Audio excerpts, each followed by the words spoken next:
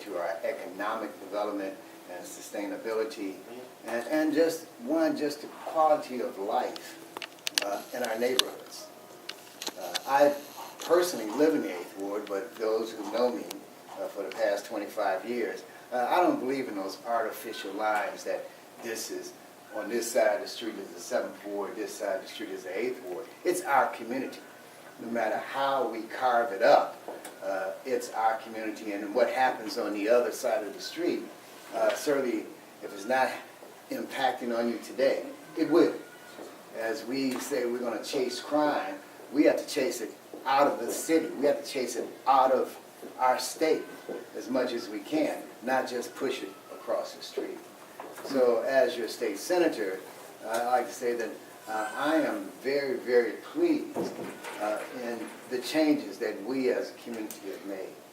And we've done that not just by being active, coming to these meetings, but also by talking to our neighbors who don't have the time to come to the meetings, but it impacts on them just as well.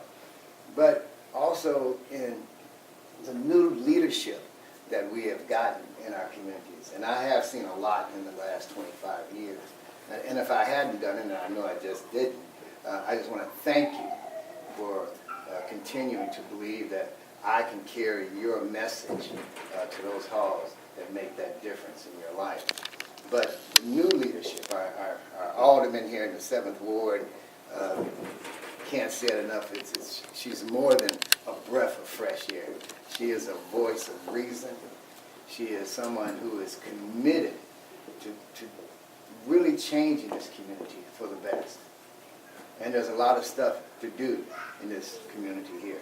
The 7th Ward and the whole entire lakefront going to the 10th Ward to the suburbs, as all of us know, is the new economic engine for the rest of this century.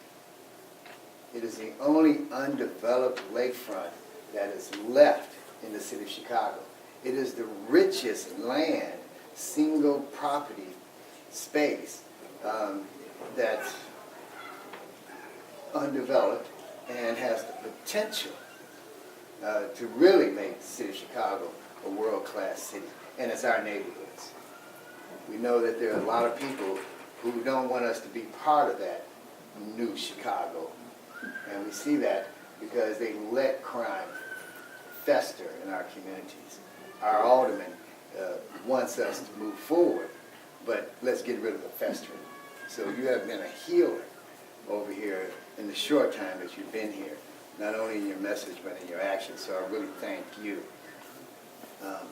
I started as a representative in the 25th district, which was my number at the time, as a state representative. I am pleased to tell you that the representative now that has taken my slot and my state representative, the one that I actually vote for, and is Marcus Evans, another gentleman who has gone to Springfield to carry that message of change, but also stability. You know, you can change things, but still fight for the good things that are there, because there's so many good things still in our community. So those of you who have even thought about it, I'm looking around, some faces as old as mine, house paid for already. Don't go nowhere, because change is a-coming, and it's good, because you have young voices that understand, who, one, more importantly, not just doing the job, but also understands the lessons that he's learned. He has taken the tutelage, and not just my tutelage, but those of other good folks who had this community and their best interests in mind.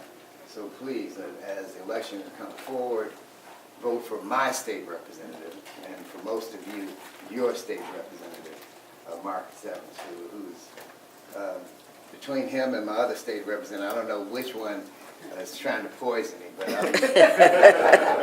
I know whenever I get to Springfield, I get dizzy. Because of the pressure putting on a brother or what. or as truth be told, all things must change. And again, I'm very pleased with the change that's right behind me coming forward. So we have our aldermen and of course our state representatives, but we also have made some other big changes over here in our community. When I first started, a large part of our community used to be the 1st Congressional District. In that 25 years, it's become the 2nd Congressional District. And in that district, again, those lines have moved tremendously. And it goes all the way down to the Southland. And let me tell you something, because those who know that I contemplated running for that seat, and I used to call that the South Suburbs and down there, but Representative Rowley told me it's called the Southland, fool. that's how we refer to it. No, it's not that place down there, them. It's him and other folks. So again, we have such great leadership of individuals who are down there. And now he's our state central commitment for the 2nd Congressional District, who oversees the political operation of what's happening. So again, young leadership that has learned the lessons that you've told. Because the further as you go through the Southland, you'll see some of those people who weren't as enlightened as us and stayed here. They just moved right down the road. All of our neighbors are out there in Richton Park and Country Club Hills and those other places that it was like, man, that's a long way to drive, but it's really also part of our community because politically it is the 2nd Congressional District. So again, I would like to see the leadership of this young man continue on the path that it's on. He can do it the right way with your support and go, not only he go far, but we will go further with him. So I certainly want to see that happening. But the real deal, when I'm speaking today, since I'm not running, is because I'm here for our 2nd Congressional Congressperson, Robin Kelly. Robin's also up for election this time. Unopposed, but doesn't mean that she takes things lightly. She is, of course, at this point in time, as you're well aware, and especially those elected officials, she can't be everywhere. So I've been asked to say some good words on her behalf. Robin Kelly she jumped into office under the line of fire, under the scrutiny of everybody and their mama. And she has handled that challenge tremendously. She has gone to D.C. Not just to establish herself as the new kid on the block, but to take with her the old issues that have been plaguing our community. So she didn't just go there and say, I'm going to be a rubber stamp for the president. I'm going there to speak for the 2nd Congressional District, which we know is inclusive of the 7th Ward at this time. She's been in the environmental fight, when talking about, one, keeping those landfills closed, making sure that we no longer are subjected to all the carcinogenics that come from opening up those landfills, which was a big issue, excuse me. It's a big ass issue. Because we live here.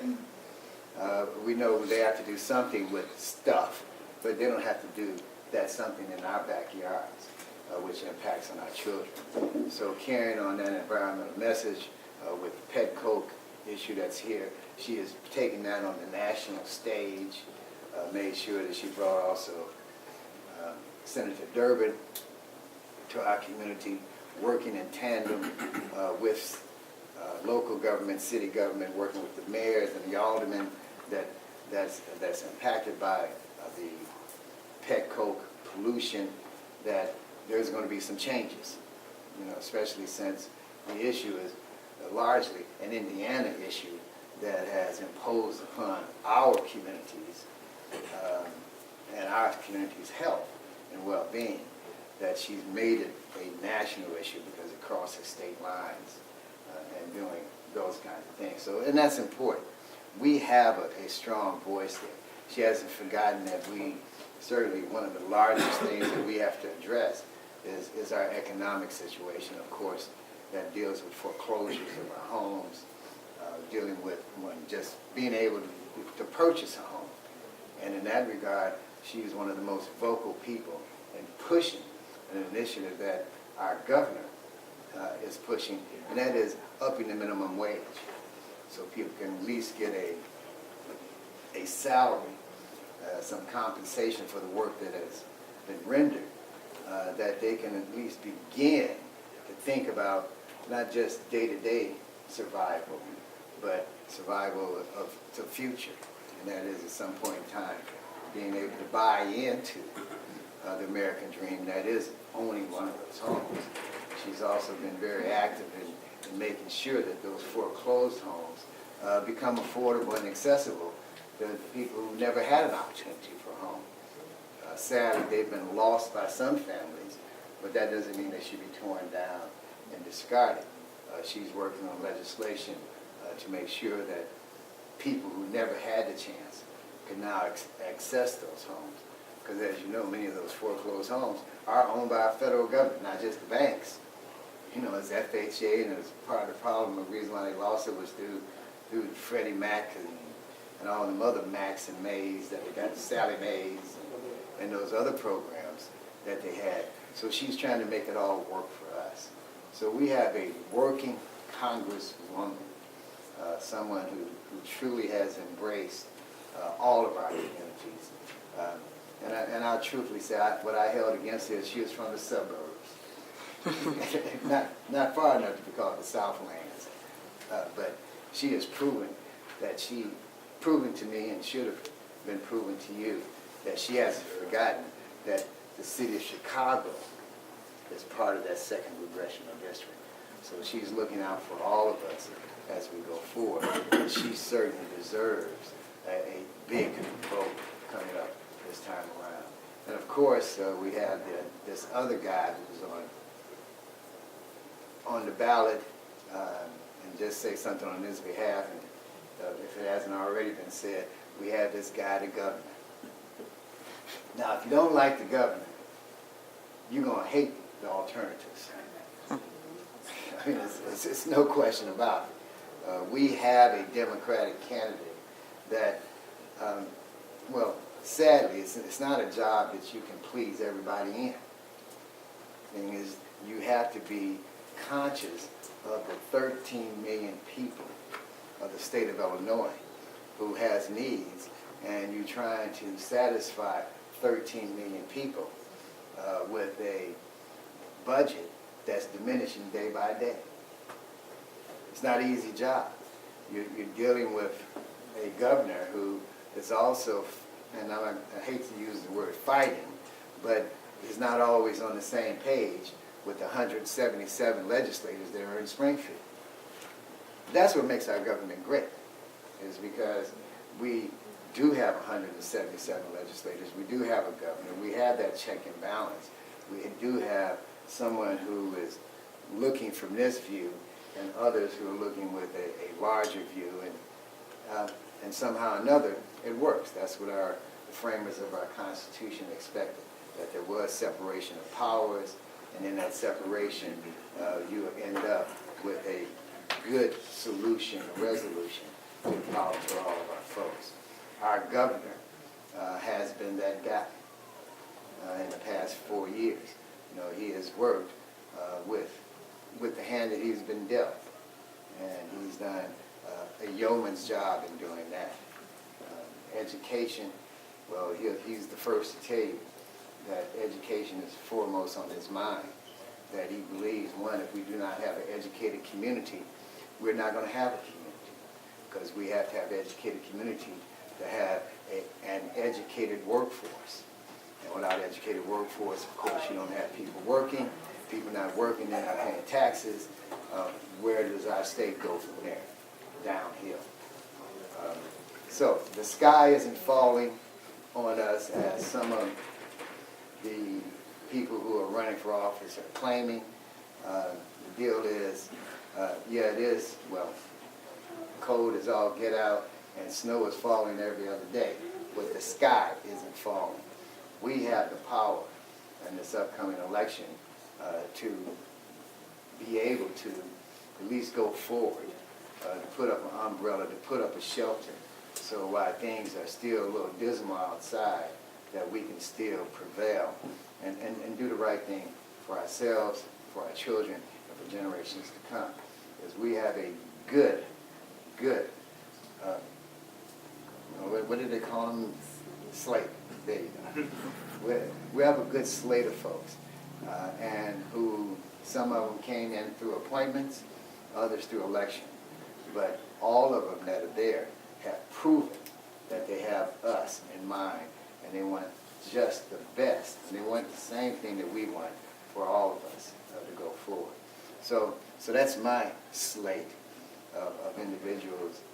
I'm happy, still very content to be a resident of this community, very proud to be a resident of this community, and again, very humbled for the 25 years. And I'm not going no place soon, but as we all know, it's inevitable. We're all going to go someplace sooner or later. Just mine's not soon. Just want to thank you for all that you've done for me. Let's work hard to ensure that we get this next generation of folks back into office to continue the good work that you expect from all of us. So thank you very much.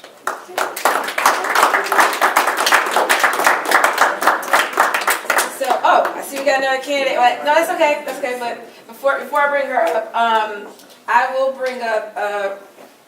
When Senator Trotter talks about the younger people in the room, I kind of see them as Representative Evans and Commissioner Steele as peer mentors, because they were in it before I came to the table, and they were also involved organizationally before they were even in their position. So I view them as peer mentors because they have more experience than me, and have always been willing to help and share. And Commissioner Steele, who is awesome because she's also a member of the same sorority I'm in. She's done great, and I actually met her when she first ran for her seat on the Water Reclamation District. So I'll just bring her up for a few minutes just so she can get in front of the crowd. You guys can know her face. She's not up this time, but she will be sometime later. So Hi, you guys. How are you doing? Thank you for allowing me to say hello. I did not plan to come here to speak today. I know you guys have been here for a long time, so I'm going to keep this extremely brief. My name is Carrie Steele. I'm Commissioner for Water Reclamation. I've been in office for about a year now, so I thank all of you for your support. It's a 6-year term. I'm supporting the Democratic slate. I believe you've heard from most of them. From Water Reclamation, I think you have one more candidate left to present, but I'm also basically here today because I'm passing out literature for a dear friend of mine. She was a mentor, and she's just a great person as far as honest and someone who has great integrity, Judge Lau. She is running for the appellate court, and so it's a countywide position, so she's all over the county, and I just want to do my part to make sure that she is elected. So please pick up a piece of her literature on the way out.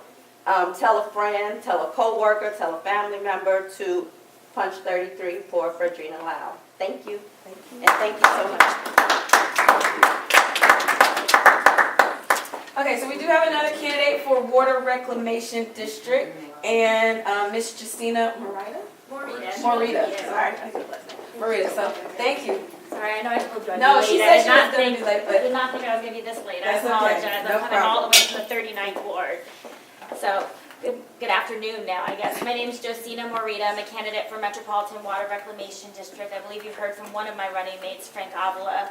I'm an urban planner, like Representative Riley, by training, so my background is in land use management, infrastructure development, to help us deal with a lot of our flooding issues in the area. But just as importantly, I've been a community organizer for the last 15 years, primarily working on the south side. My office is at 63rd in California. I worked on a lot of criminal justice reform, economic community development issues for a long time. And I'm proud to be part of a really diverse and qualified slate this year. We're all supported by Carrie. She's been a mentor to me as well.